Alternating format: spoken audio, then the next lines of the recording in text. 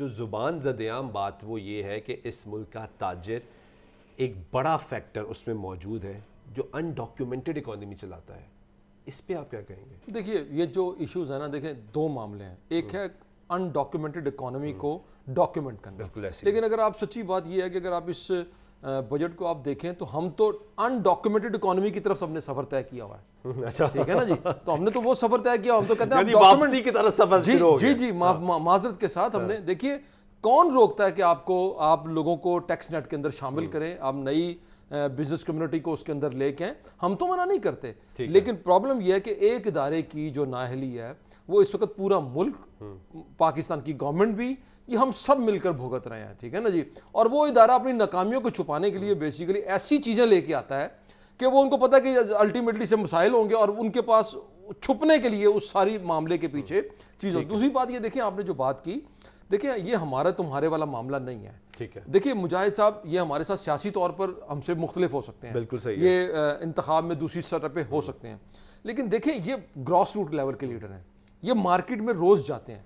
जो शख्स रोज business community से मिलता है, जो उसकी पल्स को जानता है, वो इस हड़ताल के अंदर शामिल था। और जो जिसको इसकी पल्स नहीं पता ना, जो किसी ठंडी मशीन के अंदर बैठा है, किसी कमरे के अंदर बैठा है और वहां पर बैठ के कोई मुज़ाकरात कर रहा है, उसको नहीं पता कि ग्राउंड के ऊपर कितनी हीट है और ग्राउंड के ऊपर बिजनेस कम्युनिटी ने किस तरह जो है ना वो पाकिस्तान के अंदर हम कारोबार। सर मुझे ये ज़रा एक्सप्लेन कर देना, क्योंकि एक आपने कहा कि हम चाहते हैं डॉक्यूमेंटेड इकोनॉमी की तरफ जाएं। गवर्नमेंट के पास क्या ऑप्शन है? वो फिक्स टैक्स लगाते हैं, आप कहते हैं नहीं लगाना, एहतजाज करते हैं। वो कहते हैं कि बिलों के साथ टैक्स शर्त करके लागू कर दिया जाए, आप कहते हैं ताजरों पे ताजर एहतजाज करते हैं, सड़कों पे आ जाते हैं।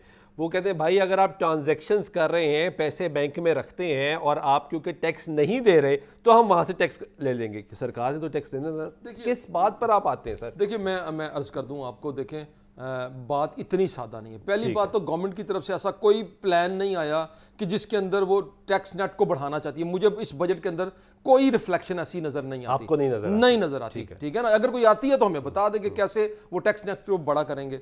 दूसरी बात ये है कि देखिए कि आप एक ऐसी इकोनॉमी में जो पहले ही सुकड़ रही है नीचे की तरफ, देखिए जो टैक्स होता है वो बाय प्रोडक्ट होता है इकोनॉमी के फैलने का। इकोनॉमी जितनी बड़ी होती है उतना टैक्स भी बड़ा हो जाता है। ये बेसिकली हम केक को बड़ा करने की बजाय हम चाहते हैं कि सारा जो पीस है हम अकेले ही जो है ना वो हड़प कर जाएं। तो फिर मुझे बताइए, ये तो डेंजरस है मईशत के लिए। देखिए यही बात है जो जिसके लिए हम इस वक्त ये फाइट कर रहे हैं। हम अपने लिए फाइट नहीं कर रहे। देखिए गवर्नमेंट ने 12 ट्रिलियन टैक्स इकट्ठा किया ना जी, तो किससे इकट्ठा किया? पाकिस्तान की बिजनेस कम्युनिटी से, पाकिस्तान के मुलाजमीन जो है ना उनसे इकट्ठा किया।